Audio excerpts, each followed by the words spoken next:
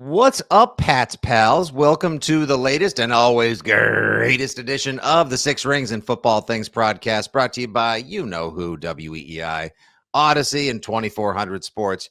You got Fitzy, you got Jumbo, and we got you. A whale of a show today. We're going to recap Champ Sunday and the impact it's had on Pat's Nation, of course, because that's what we're here for. That's what we care about. We'll look at the immediate impact of the Bob coming to town, as well as Bill O'Brien joining Bill Belichick at the Shrine Bowl, plus some other little news, notes, and nuggets with a little Pat's Paris. Jumbo, so the weekend, the Sunday, I walked away having given it a C minus because it wasn't my favorite championship Sunday of football. We had one thoroughly injured non-contest, and then another game that took a while to get going. When it hit its stride, it was an enjoyable watch, but then it ended controversially and felt almost anticlimactic, even though it was a thrilling finish down to the wire. But for Patriots fans, I think you put it best in our little pre-pod warm-up. Hello, Pats Nation. Hello, Chiefs Kingdom. Don't we look a little bit more the same with every championship Sunday and Super Bowl appearance? Spider-Man meme? Mm-hmm. You. Yeah, I've heard the word insufferable thrown around quite a bit from Patriots fans. And wait, about Chiefs fans? Oh yeah. The irony. Hilarious. The irony. Pot kettle called. He wanted to tell you something. It's just, and I firmly believe all good fan bases are insufferable. Like, if you're passionate, if you're dedicated, you're loyal, you're invested. If you're not insufferable, you're probably not a great fan base. You're probably like the Cardinals, the St. Louis Cardinals or something, where you're nice people. Oh, nicest fan in sports? Right. I don't want nice fans, right? Like, nice fans finish last, in my opinion. But I do think this whole comparison, which started, and we talked about this a little bit the other day, you're now in a stretch here where 8 straight years of Brady AFC title game, 5 straight years of Mahomes AFC title game. They overlapped in the passing of the torch. And this fear, I guess, that, I don't really think it's going to happen, but could Mahomes pass up Brady? Is Mahomes going to carve out some career that people are going to, which if he does, okay, we're a long ways away from that. He has one. He needs to win this one to enter that next hierarchy of 2-ring guys, because there's not a lot of the 2-ring guys. But this whole, because I'll just right off the bat, I'm rooting for the Chiefs. I just, the Eagles rub me the wrong way. I don't like their coach.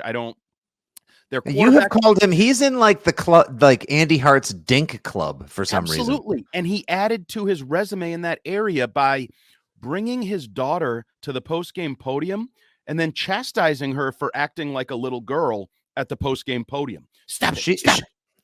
Like, she upstaged him something wicked. It was first, she looked like, and if anyone hasn't seen the video, I highly recommend going to Twitter or Instagram, typing in Nick Sirianni, Sirianni, and then maybe Nick Sirianni daughter, Nick Sirianni child, and you'll see that she's sort of sitting there as he's, going through the motions in the post game, talking about the game and Super Bowl preparation. She's there basically like mimicking everything he's saying and mouthing it as if she's like an interpreter. Yeah. I thought it was hilarious. Me too. And he came off as a dink by telling her to stop. And by the way, Nick Sirianni, you're no one to give advice at podiums because you're the worst ever at it. If you go back to your introductory press conference from a couple years ago, so let your daughter be your daughter, or don't bring her to the podium. But no, I don't like him. I don't really like Jeffrey Lurie. I don't really like Eagles fans, and they are passionate and they are what they are. But you said, Pat, you respect the passion. You want more of the fanaticism. Yes. Who's more fanatical than people that threaten to burn their own city down on the eve of any given significant professional sports franchise victory, plus destroy bus alcoves, force riot gear police to take over the city as if the purge siren has rang? Like, it's madness. Yeah, who knew that I had so much in common with the city of Philly? We both like to grease our poles. Oh, not appropriate. If anyone needs to just press pause, take out their ear pods, maybe reconsider some of the decisions you've made, like I am going to momentarily. I respect your time as well. But I apologize. One coach I the do thoughts like. of Andy Hart do not reflect every host on That's this right. show. Don't blame Fitzy for what I say. And don't blame me for what he says either. It's a two-way It's reciprocal. It's fine. Yeah. It's 100%. Yes. like Houston at their mutually unbearable. The Six Rings podcast. Yeah, true. But yeah. I like Andy Reid. I do think Andy Reid is the second best coach of this generation, and he will validate that with another ring. 10 championship appearances, 5 in Philadelphia with no Super Bowls to be found. Now 5, honestly, abetted by and enabled by Patrick Mahomes and the greatness there. But who drafted him? Andy Reid. Who has shepherded him? Who's guided him? Who's taken the powerhouse raw talents he had and molded him into legitimately, when we say generational talent, I know you don't like that one being bandied about too recklessly, but no, it's fair for him.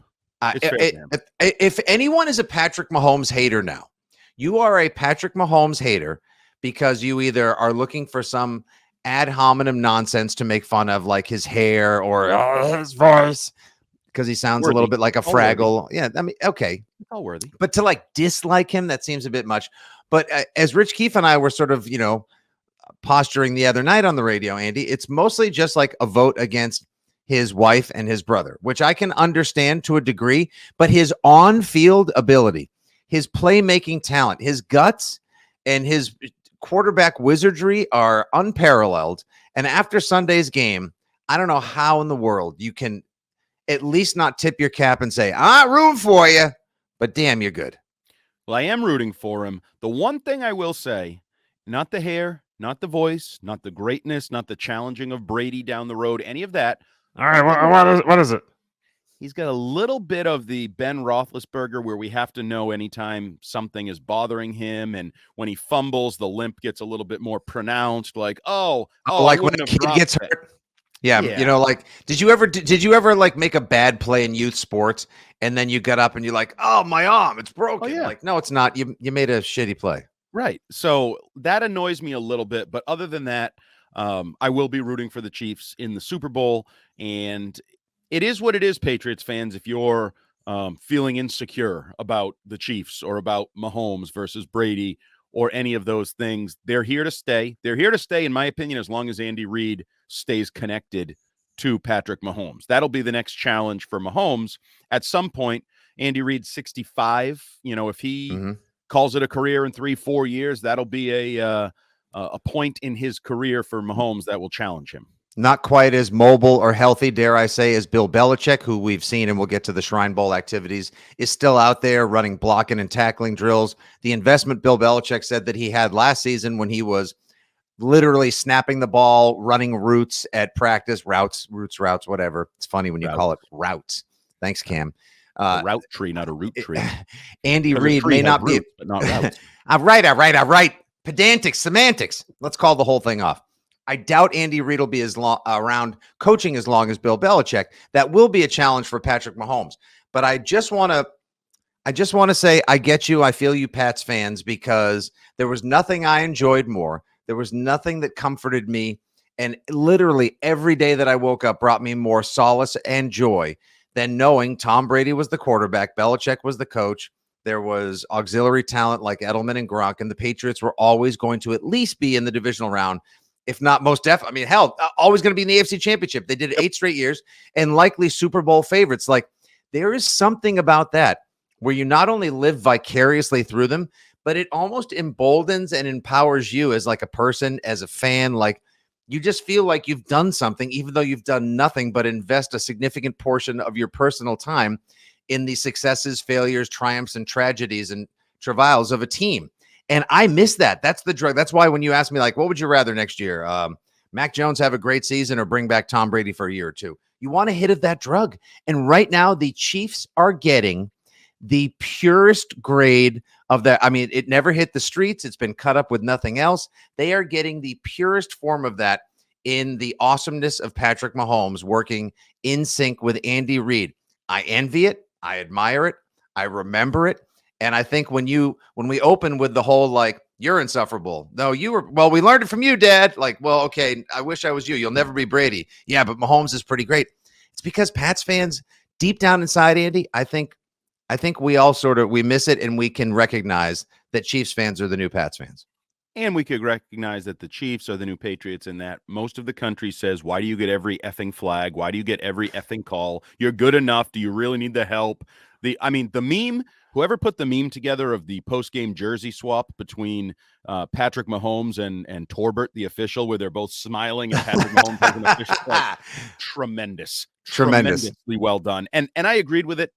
Every call went the Chiefs' way in the third to fourth quarter. I mean, like, how could you not? How could you not? This is not just everyone used to think, Brady gets all the calls, even though he did. He did. And organizationally, the Patriots also got all of the scorn, and things didn't necessarily break their way from 345 Park Ave. In spite of it all, they still succeeded, and it made all their successes that much more enjoyable, like in Super Bowl 49, in the midst of the launch of Deflategate, Super Bowl 51, after Brady served his garbage suspension. I think that made it all the more dramatic and cathartic for Pats fans and for the organization as well. They absolutely got all the calls in that game. I mean, you name them. Just Burrow gets hit out of bounds. Even though they end up scoring a touchdown on that drive, they don't call it. Later on, Mahomes does get hit out of bounds by Osai, and that's the ultimate difference maker. 15 different people got blocked in the back on Sky Moore's punt return to set up the ultimate run that led to the Osai late hit. Nobody called it. I think 17 different people got strangled, held, slam tackled, pile driven right before Mahomes left the pocket on said run that led to the Osai hit. Nobody saw it. I mean, it just kept the 3rd and 8 mystery whistle. Where the hell did that come from? Like, they had to survive like 3 third downs to force the Chiefs. Like, it's and I'm a firm believer, just like in the first game where Kyle Shanahan'd himself and decided not to review the Devonta Smith 4th down pass that was ultimately ruled a catch. It wasn't. I believe that every play has an effect on the next play and triggers a different chain of it's like multiverse stuff. Like, you never know how a game's going to go depending on whether or not an official calls or does not call a flag. Absolutely. So everything led to it's the butterfly effect, exactly. And the Chiefs benefited from it on Sunday. And they continue to do so. And guess what? Everyone buckle up. Get a helmet. Life sucks, mofos. It's going to go that way for a while to come. It is. And that's just, you're just going to have to get used to it. Hashtag NFL rigged or whatever the hashtag was that was trending after the game, which I actually don't believe. But you can leave that game believing that with a Keefspiracy. Keefspiracy. Like, you have plenty of evidence that you just vocalized. And I do think the NFL it's a minor problem. Because these people that say, it's rigged, I'm not going to watch anymore. Yeah, you will. You're lying. You'll be watching the Super Bowl. You'll be watching every game next year. The whole time. But we're recording this on the day that sports gambling goes legal and live in Massachusetts. It would be bad news bears. It would not be good looks kitchen if all of a sudden we were to find out, and I know that the NFL, I've even heard, you may have even been filling in with somebody as a co-host one day. I'm listening to the station and somebody called in and said, I just want to remind everyone that the NFL is registered as an legally they're registered as like an entertainment corporation or whatever. So they could probably, if you wanted to put 5,000 expensive lawyers all on incredible retainers to work, they could probably skirt whatever sporting rules and issues could be found by competitive.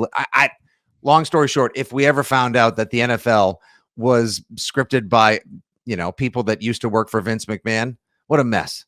But it's not, and that's the thing. I know. I know. People believing it, and that's the biggest problem. And it's not gonna buckle the league at its knees. It's not gonna slaughter the hog or whatever Cuban said, because everybody will keep watching.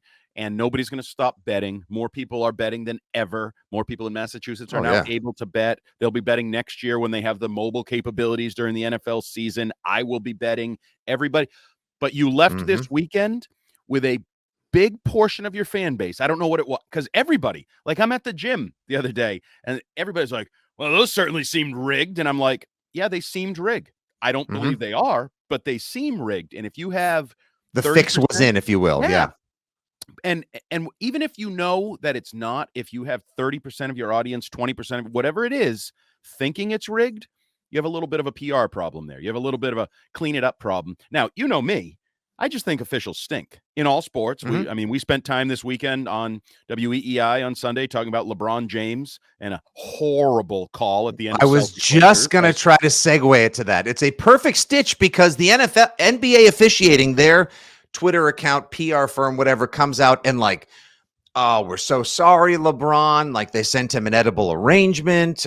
They offered to make a donation to his charity. This is an egregious miss. We hope to learn from this and get better because Jason Tatum did slap him in the arm. Also, LeBron traveled on the way to missing that layup at the end of the game that sent it to overtime. Don't do it. It was a little bit of travel. It's fine. All right. Don't be But we all know that a borderline flagrant foul was missed. Yes. And it ultimately cost the Lakers the game. Now the NBA tried to get out in front of it, and they're the league that was actually rigged at one certain point that people still believe is kind of cooked in the books. Whereas the NFL is not. Do you believe that the NFL should have come out at any point and said there were some calls that needed some tidying up in that game, or we're gonna we'll look into this, or would that have only given rise to more conspiracy theories? Yeah, that's what's happened in the NBA. Is there what's that last 2-minute report or whatever they call that little thing they put out? And then the new one they reached with Celtics Lakers was NBA officiating or whatever on Twitter was like, oh, it's gut wrenching. And like, that's what I said. Yeah. You make mistakes. No one wants to listen to me. Everybody paints me as this ref hater. Oh, you bash refs at all levels. Refs stink at all levels. Whether you're in baseball, oh, are you a patch dump or a regular ump? Ooh, a patch dump is better. You know what that means? He's certifiably bad. He's not just bad. That's what the patch means. And it's all levels, all sports. It's a hard job. There's human error involved. If you can't accept it, then you don't like sports. You can't enjoy sports. They all stink. So at the NFL, oh, make them full time. That'll fix it. No, it won't. Major League Baseball umpires, are they good? No, they're not. NBA officials, nope. Are they good? No, they're not. They're going to stink. You're going to have calls forever. Hell, someday, if we live long enough, you and I, Fitzy, we may not make it. We will be arguing with AI, with computers, with artificial intelligence umpires. You don't think that ChatGPT isn't going to take over sometime soon and then offer perfectly written explanations or rules breakdowns via algorithm? Of course, it's going to happen. And they'll be wrong. There will be mistakes. Computers make mistakes. I have a computer that refuses to have the camera work every time we try to record one of these podcasts. Computers suck as much as people suck. All right, let's not turn into the angry guy at Geek Squad who's waiting in line, like as if it already isn't bad enough. My computer broke. Now it says I'm 7th in line. Look, at the end of the day, I think this segment here was mostly just about what we saw, the greatness of Mahomes, who you may be rooting for, and an early look at the Super Bowl.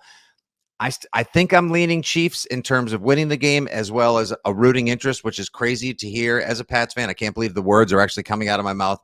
I don't really want to wholly embrace the Eagles as well. No, I don't feel the need to get a note or modicum of revenge for Super Bowl 52. Another game that could have used a little at NFL officiating response or apology to the Patriots for the way that Troy Vincent and company kind of jazz interpreted some of the rules with Corey Clement's catch and more.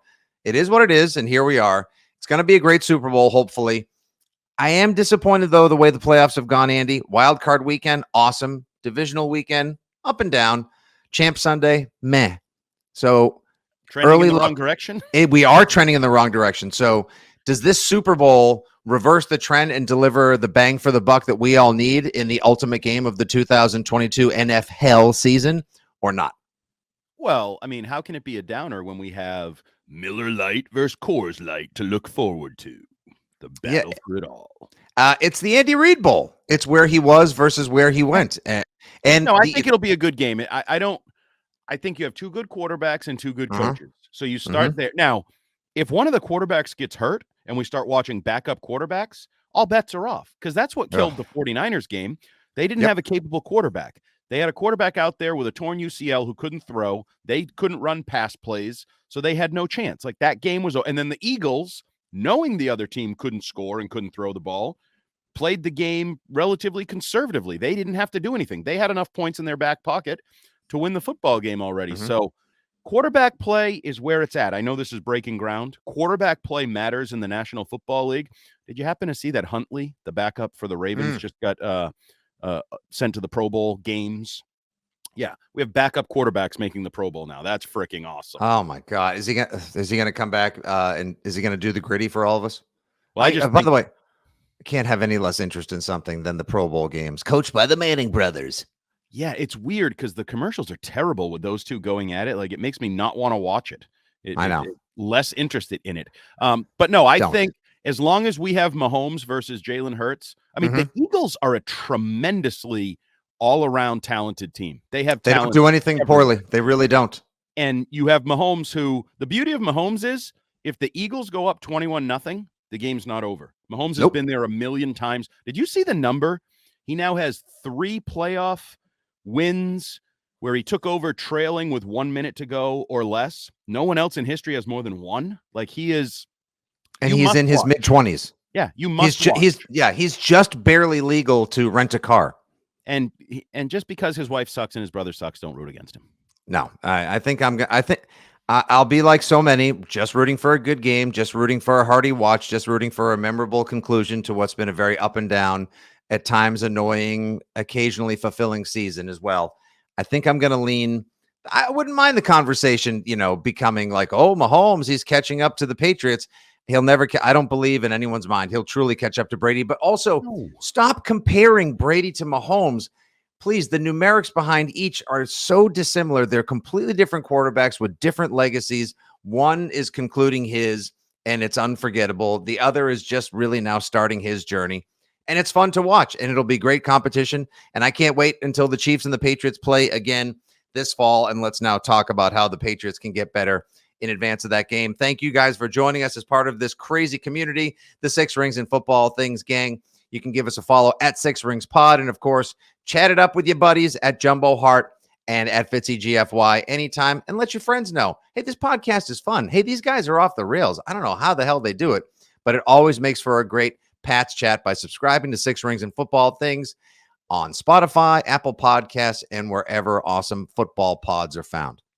Okay, Andy, so the Patriots are now, or at least the Pats coaches are in Vegas. I've been following the updates from the likes of Alex Barth and Evan Lazar. Oh, it must be nice to send one of your beat guys out there to in Vegas. I know, like you and I wouldn't love to be doing 6 Rings from Vegas right now. Must be nice. They've been doing a great job of updating us on every player that Troy Brown and Ross Douglas and Bill O'Brien and Bill Belichick have been working out, coaching up, talking to, etc. And there's buzz on a bunch of different players, but I just want to present this one thing because I read it the other day and immediately it was like, all right, do everything you can, Pats fan inside of me, to like drain your brain of everything that happened last season. I forget who exactly it was who gave the quote, but there was a line.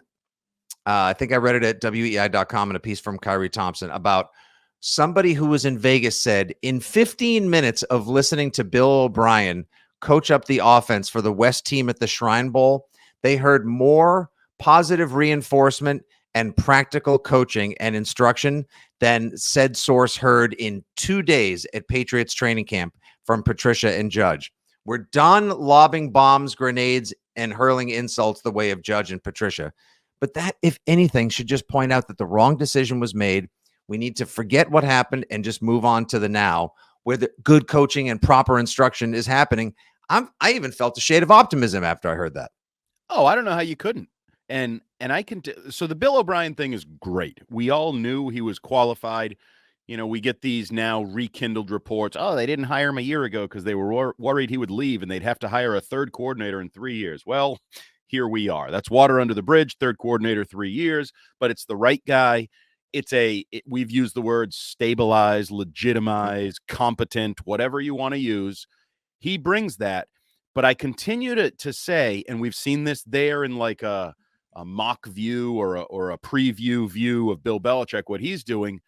This is going to allow Bill on the Patriots practice field, in my opinion, to do exactly what he's doing in Vegas. Supervise, pick his spots. If he wants to talk to, the gunner on punt team while the offense is on a different field working on something, he can talk to the gunner on the punt team and know that Billy O'Brien has the quarterbacks, has the receivers, has the offense over there. I think the sort of, this may be a column I should probably write.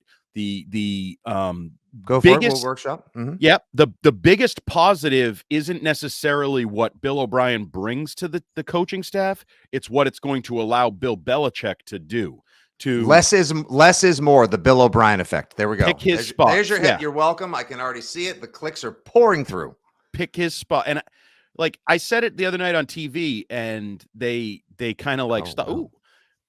Wow. When you're forced to do something, forced equals failure generally. Mm-hmm. When you are forced to do it at the time, you're not prepared. You didn't get the right amount of sleep and you didn't know you had to do that thing at 6 a.m. Or the example I use, buying an automobile. They always tell you, if you have to buy a car like today, tomorrow, you're not going to be happy with the purchase. You're not going to be happy with the purchase. You're going to get absolutely porked in the price because you have no negotiating time. You don't have the ability to walk out and then come back a week later and make. You didn't get a chance to check the Carfax.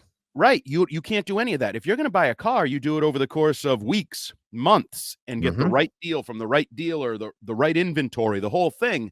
Yeah. Bill Belichick will be shopping for a car this summer and fall with plenty of preparation, plenty of time. And I think that's going to be huge when he says, Steven Gerrard, you got the defense. Billy O, you got the offense. I'm presuming here, Joe and Cam, you have the special teams. And I'll be wherever the hell I want to be during practice and games and focusing on what needs to be focused on. And I won't be so invested in trying to pull up out of the terminal nosedive that the team went into offensively last season that I have to moonlight as play caller in the middle of the season.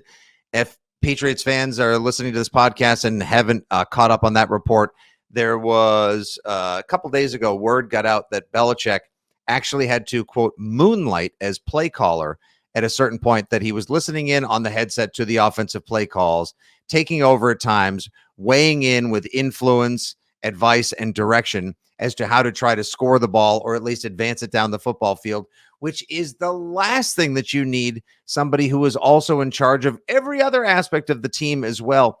No wonder why people were so stressed out. No wonder why nobody got any sleep. No wonder why, as Tommy Curran told us, Matt Patricia is home in his feelings with the phone off the hook, proverbially speaking right now.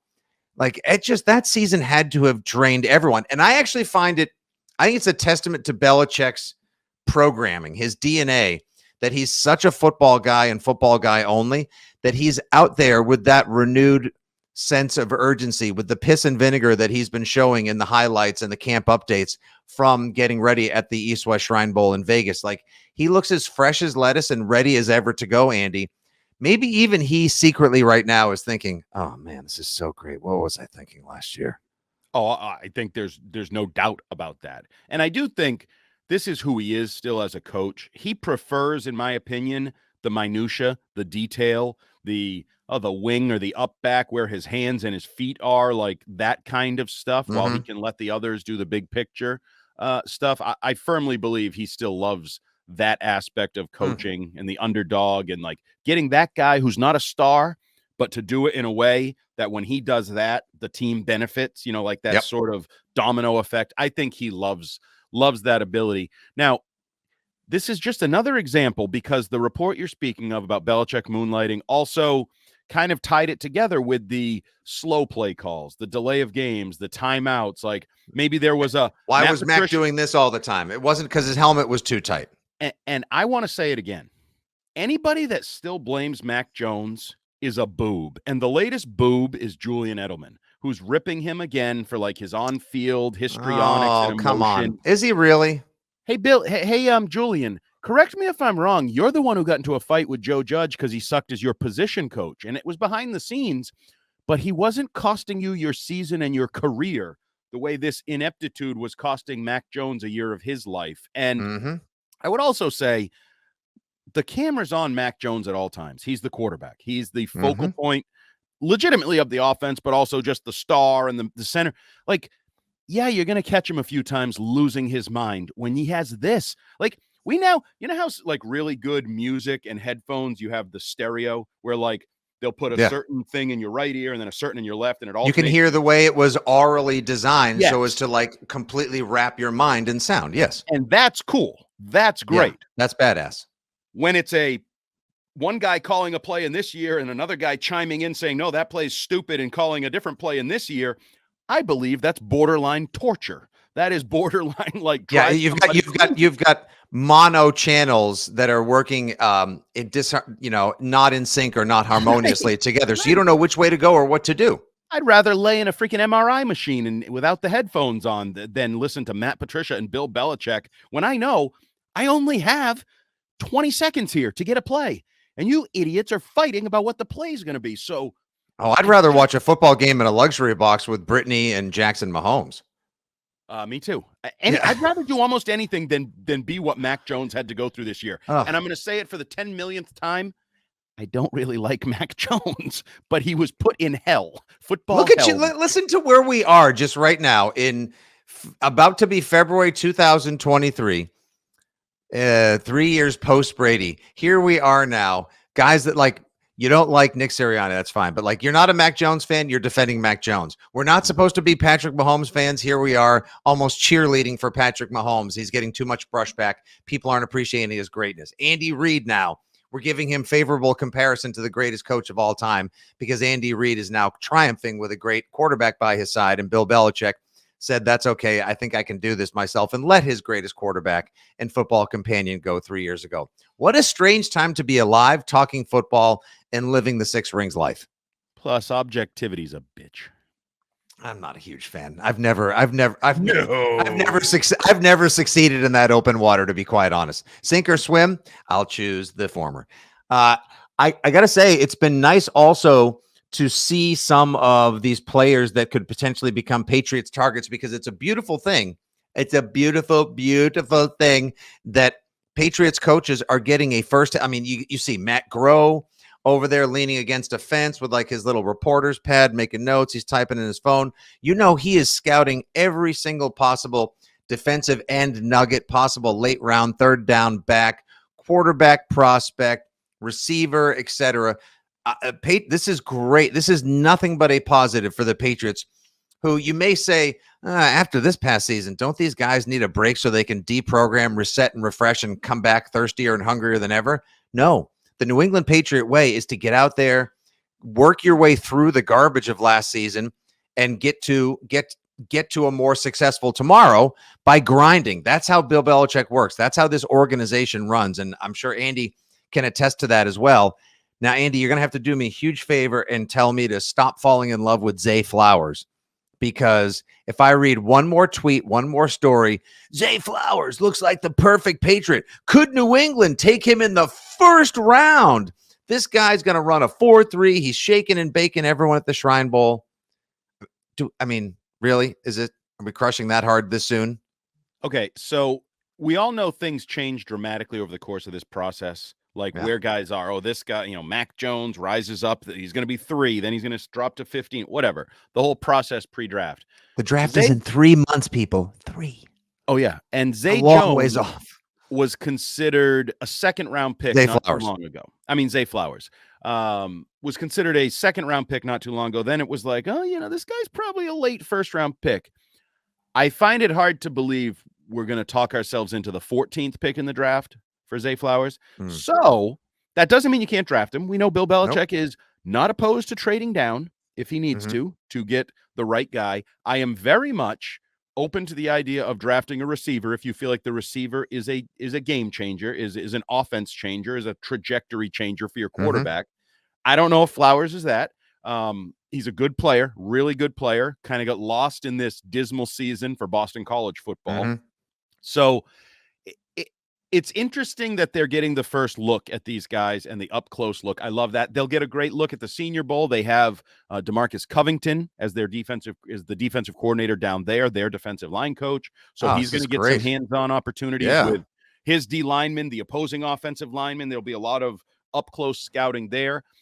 This pick at 14 is a huge pick. We know that. Patriots have good cap space, good draft pick. They're not the Bears, because the Bears have the number 1 overall pick in the draft and the most salary cap space. Kyrie Thompson, you can go listen to that on First in Foxborough. A lifelong Bears fan, I'm sure, is very excited about this offseason. But the Patriots have a good opportunity here. And I know one of the early projections in mocks is the Notre Dame tight end, Michael Mayer, which he is I thought he might go higher than that, and he still might. We're still very early in the mock process. I don't love that idea. I don't really understand I think he's a good, not great tight end. I think people will immediately be like, oh, they got Gronk. He's going to change the offense. No, he's not. For example, TJ Hawkinson. I think is a really good tight end. I actually think he was the best tight end to come in the NFL since Gronk. I think he was the most Gronk-like. He's had a nice career for himself. He's already when was he taken by the 2019? Maybe pick 6, pick 5, like early 7, somewhere in there. Top 10 pick, yes, absolutely. And he's a good tight end, but he already got traded from the Lions to the Vikings. He is not because they can't pay him. Yeah, they weren't going to pay him. Yep. He's not going to have 1,500 yards or any ridiculous, even with great weapons around him in Jefferson and Cook and everything they have. And I think Mayer, at his best, will probably take 2 to 3 years to hit his stride, so to speak. I don't like that pick. And then it's another investment in the tight end position, which you've already kind of screwed that pooch pretty hard with the signings of Jonnu Smith and Hunter Henry and the lack of return on investment. So I know it's boring, but I feel like tackle is the way to go. You talk about receiver, tight end is a slot. It's part of both of our offseason plans, guy. 100%. You want your Bill O'Brien. Ding. He's already here. Get a franchise left tackle. Ding. That would be awesome. Need to get a true number 1 outside vertical threat receiver. Ding. Andy Hart's 3-part plan. I don't see how anyone couldn't subscribe to it. My offseason plan, super duper duper boring. Give me somebody who's a successful offensive line coach to stabilize the most important part of the offense that was overlooked and mishandled last season, not named Mac Jones. Give me a tried true professional experienced offensive coordinator. We already have that. And then get me a solid outside receiver as well. And maybe a tackle. I want the same thing that you do, Andy. I want tried true. I don't want it. You know what? I don't want fusion cooking. I don't want, this is our special of the day. This is a new recipe. No, I want pot roast. I want chicken parm. I want the house favorites, the things that you do really well. Go back to the basics. And I think that's kind of what we're seeing the Patriots do this offseason. And it's going to be a huge formula for success. And a huge formula for success for you, Pats fans, is continuing to listen to the Six Rings and Football Things podcast. Tell your friends, rate, review, subscribe. We appreciate every listen, every comment, every click, and so much more. All right, Andy, we have covered the Shrine Bowl and the positive effect Bill O'Brien has had coming to Foxborough, the work he's doing out there. Bill Belichick renewed, not having to micromanage every detail. We've talked about Championship Sunday. We've gotten into all the necessary nitty-gritty and the weeds of everything else. Now I want to ask you this question. You mentioned earlier, like Patriots possibly being rumored to look into tight ends in the draft as well, and that TJ Hawkinson is the best tight end to have come out of in the last couple of years. I would say maybe Pat Freiermuth, always a tough last name to say, local kid. They called him Baby Gronk. Had a really nice first couple of years in Pittsburgh. A little while ago, he said something that caught me. I think we mentioned it maybe in this podcast, but I kind of want to go back to it now as Bill Belichick is thrust back into the national spotlight for a positive reason, coaching the Western squad in the East-West Shrine Bowl. Freiermuth said he's happy in Pittsburgh, did not need to be taken by the local team he grew up watching, and wouldn't want to play for Bill Belichick because there was a lot of negative press, a negative vibe, bad air. Beyond just everything like Lane Johnson said, like they don't have fun up there in Foxborough. Like there's kind of like there's some stank on the Patriots now following this past season. So let me ask you, as we get through the Shrine Bowl, free agency approaches, do you think there will it be more difficult for the Patriots to trade for, sign, acquire talent because of all of the bad juju and the bad buzz that came off of this season? No, I don't think so. Because I think players are going to look at that from afar and say, well, they've taken steps to change. First of all, I think there's a couple issues here. There's the old school Patriots like Gronk saying, even when we won, it felt like a loss kind of thing. There's that as well. Like it fills people's heads. All of a sudden, like reputations start to build and then perception becomes reality. But I don't think that, and then last year is last year with the whole ineptitude of the offensive staff and everything that went on. I think this is a different Patriot staff, and this ties in, I think, a little bit to what I wrote on my Sunday 7 about them clearly pursuing, or at least coincidentally pursuing, former players, more of them for roles on the coaching staff. You have Troy Brown. He's the head coach in Vegas for the Shrine Bowl. You have Gerard Mayo, who has suddenly ascended to head coach in waiting, Bill Belichick's right-hand man, former all-pro linebacker. You're having talks with Ryan Wendell, former offensive lineman, Adrian Clem, former offensive lineman, both Sean Jefferson and Keenan McCardell, a lot of Billy Yates already here. Like, you have a lot of players that are infiltrating the staff. And I think you are getting away from Harry Hardo, Division III, Napoleon complex coaches who worked their way up from the NESCAC to Bill Belichick's coaching staff. It's a different. Why are you laughing? Just like the NESCAC, like that's just like such an insider Hardo thing. Like, does the average Pats fan know what NESCAC is? They should. Bill Belichick played football in the NESCAC. That's where he comes from. Wesleyan University. Wesleyan is part of the NESCAC? Okay, let's just ask a question. Who's the best coach in New England? Right now? Bill Belichick. Yeah. If you don't say Bill Belichick, then you're the ultimate fraud, and we'll fight for the next 40 minutes. You better say Bill Belichick. Of course it's Bill Belichick. Okay. Bill Belichick came from the NESCAC. Who is the best NFL Network national style with local ties reporter these days? It's Mike Giardi. You know where he came from? The NESCAC. Who's the best podcaster on the Six Rings podcast? Andy Hart. You know where he came from? The NESCAC. The NESCAC is the root of all great football in New England. What pray tell after that back pat-a-thon? We need Theragun or something to sponsor this podcast to work out all the kinks in this back patting session. What does NESCAC stand for? New England Small College Athletic Conference. New England Small College Athletic Conference. Oh, then you must have fit in perfectly. It's Amherst. It's Bowdoin and Bates and all those places. Smarty schools. Little school, big heart. But little school, big brain. But, I'm being somewhat serious that these Napoleon complex, and I guess I can throw race in there. I'm white. They're white. We're all white. It's a different world that seems to be developing on the coaching staff. And I think that will help players, coaches, like shared experiences. Gerard Mayo talking to linebackers and safeties. He played the game. He had an agent. He had contracts. He had all of these things that players have insight into uniquely. You have more of those guys on staff. They're also great players for the Patriots, some of them. Troy Brown and Gerard Mayo being around. So I do think you're seeing Bill evolve with the times. Former players are more successful coaches in the NFL these days. That was a significant concern of Pat's Nation. Is Bill evolving, or is he falling back on his old ways recently? I believe he's evolving. Now, is there a forced evolution here? Is Robert Kraft forcing an evolution a year after it was Matt Patricia, right? Like, maybe. But do I care? Do I care how we get to the right answer? No. Just get to the right answer.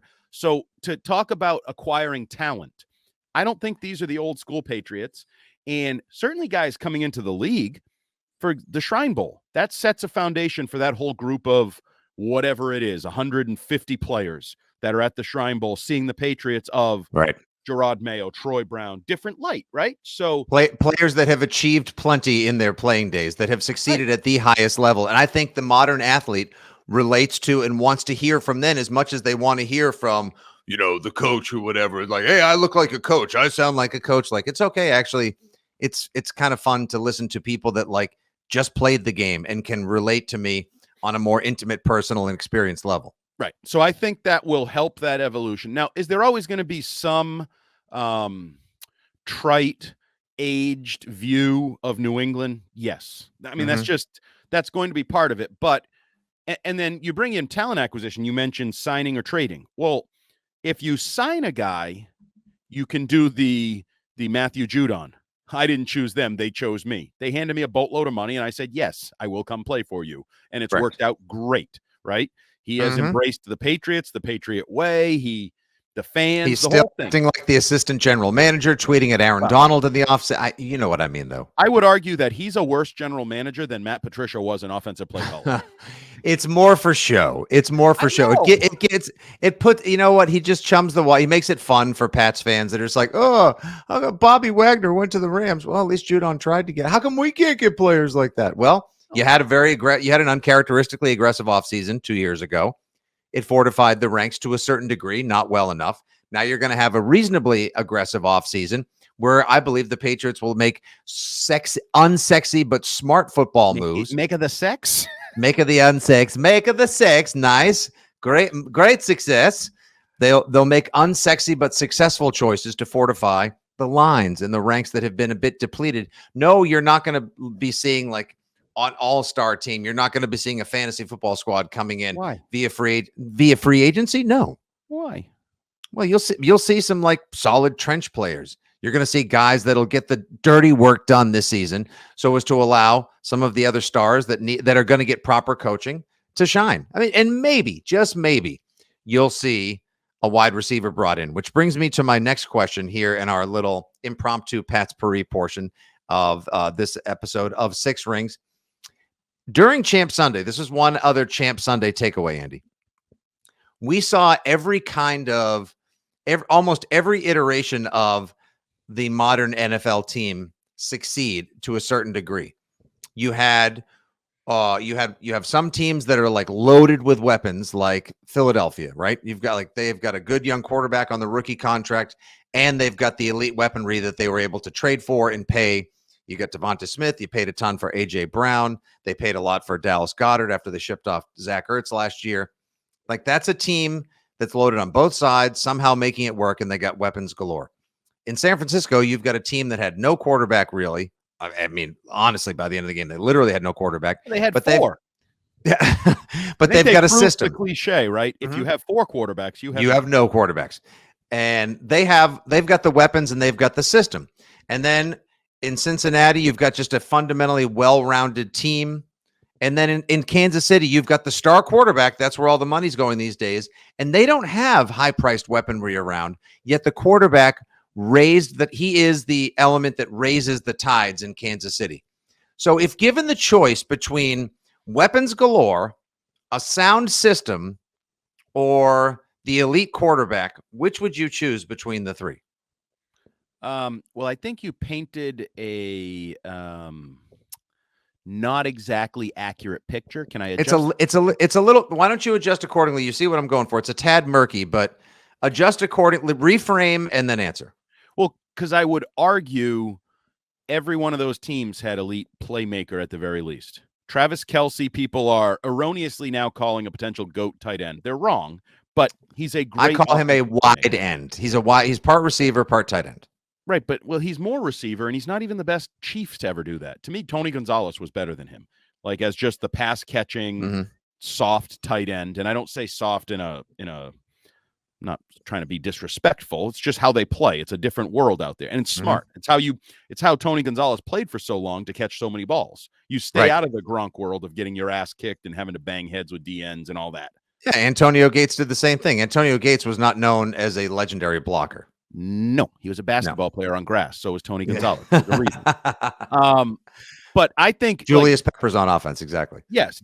Deebo Samuel and George Kittle and Christian McCaffrey are elite playmakers in San Francisco.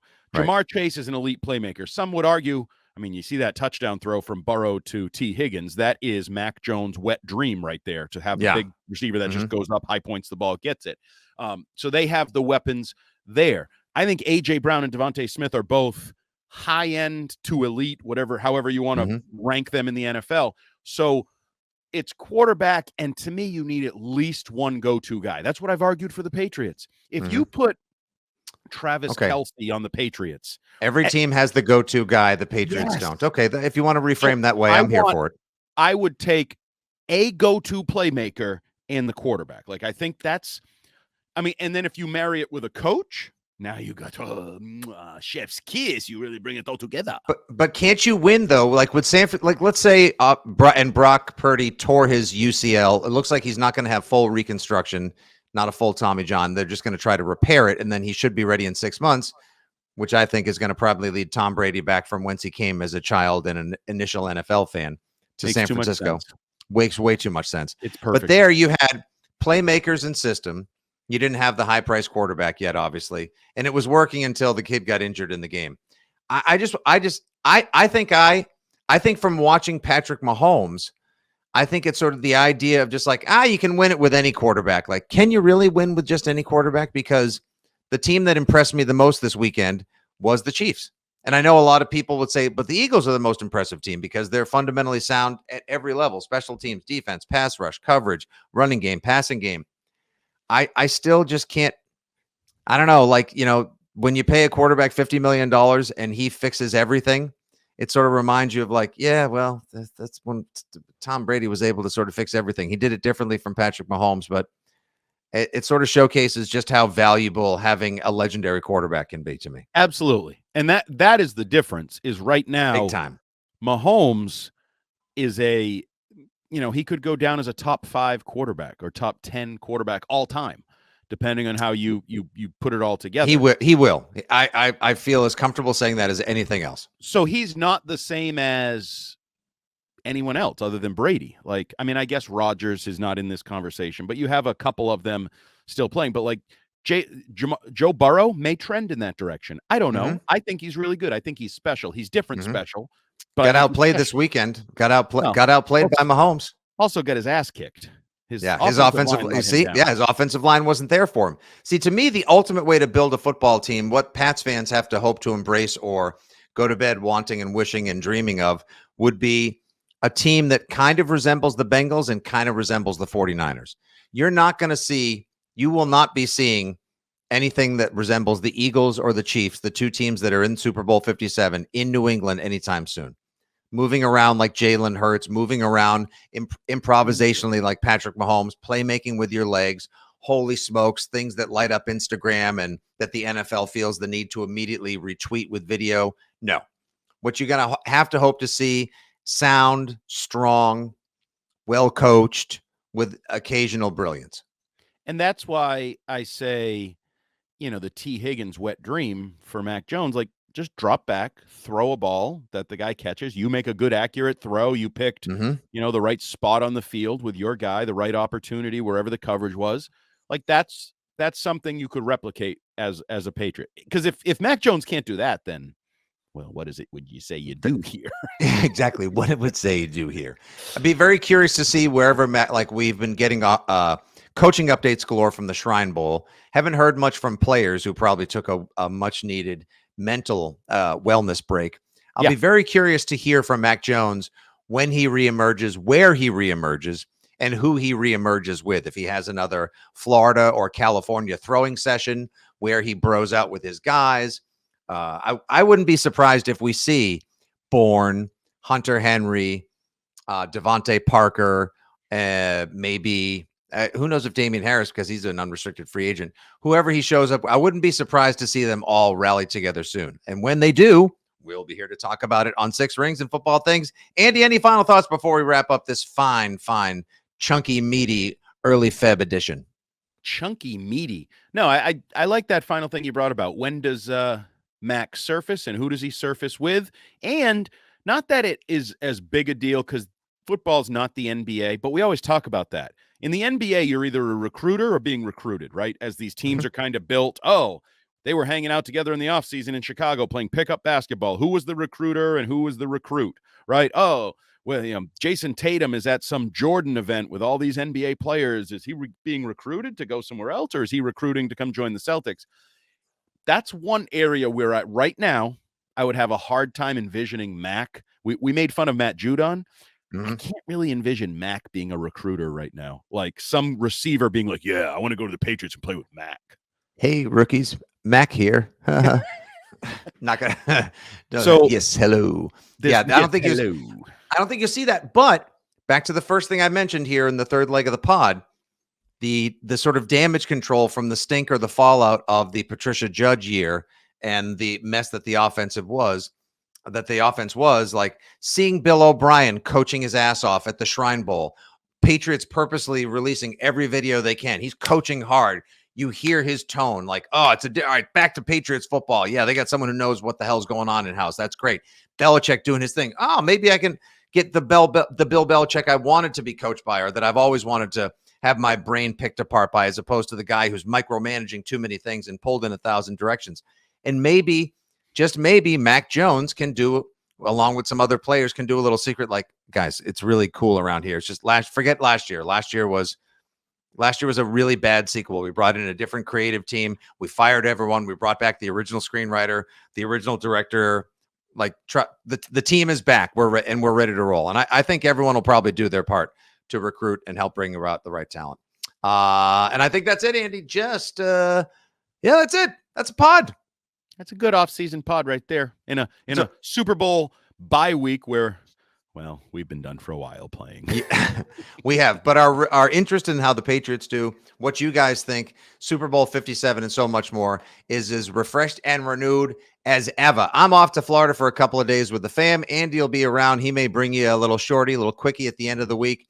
And he'll keep the fires of Six Rings burning while I'm away. Next week we'll come back. We'll start getting into our official Super Bowl 57 preview, all the other news, notes, and nuggets from Pats Nation and beyond. Thank you guys for listening and subscribing. This has been Six Rings and Football Things, brought to you by WEEI, Odyssey, and 2400 Sports.